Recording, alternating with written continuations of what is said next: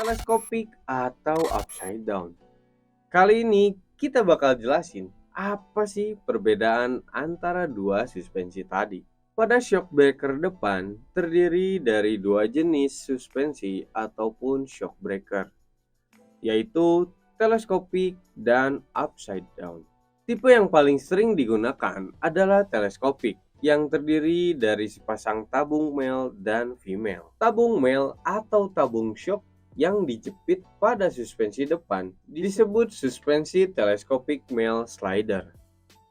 Sedangkan tabung female atau A-shock yang dijepit di triple clamp pada suspensi depan disebut juga suspensi teleskopik inverted atau yang biasa dikenal upside down. Ciri utama pada suspensi teleskopik adalah terletak pada sistem redaman yang terjadi dalam tungkai yang berfungsi untuk menahan roda. Sehingga dalam satu sisi roda hanya terdapat satu buah tungkai yang terdiri dari dua tabung. Sedangkan tabung yang berada di bawah disebut slider yang mempunyai fungsi sebagai tabung suspensi yang diisi oleh per dan oleh shock tersebut. Untuk tabung yang berada di atasnya bernama fork tube atau istilah umumnya A-shock yang terhubung langsung dengan bagian kemudi motor. Tabung pada teleskopik male slider atau A-shock diameternya lebih kecil, sehingga ia terjepit di triple clamp. Triple clamp atau segitiga ini merupakan bagian yang lentur di motor.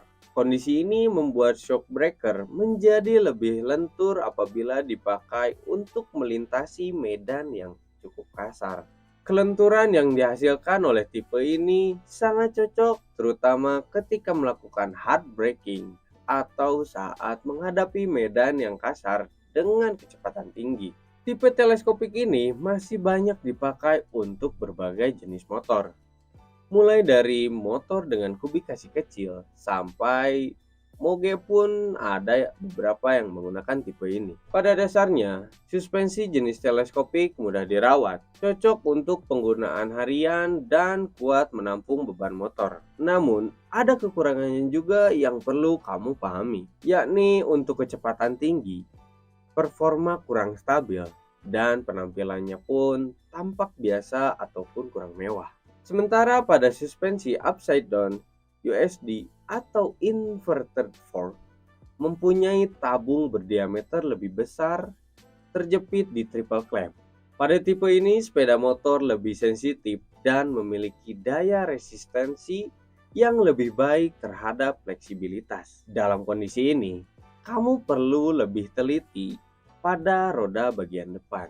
Adanya tabung besar yang lebih dominan pada tipe inverted membuat suspensi jenis ini mempunyai bobot yang lebih berat dibandingkan dengan tipe teleskopik tadi. Kelebihan yang ditawarkan dari shock breaker upside down adalah dibekali dengan redaman yang cocok untuk jenis motor berkecepatan tinggi. Karena memiliki tampilan besar dan unik, maka tampak lebih keren dan juga gagah. Dalam segi peredaman getaran juga, shock tipe upside down mampu lebih unggul daripada shock teleskopik, membuatnya jauh lebih nyaman jika mesin dalam keadaan RPM tinggi. Makanya, tipe USD ini sudah dipakai di berbagai ajang balap yang memakai motor sport.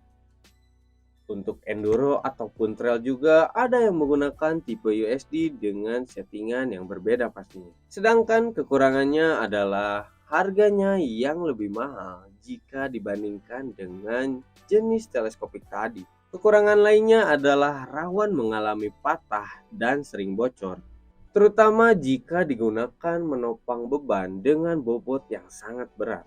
Sebagai bonus, ada juga salah satu tipe shock depan yang unik, yaitu tipe telelever suspension khas BMW.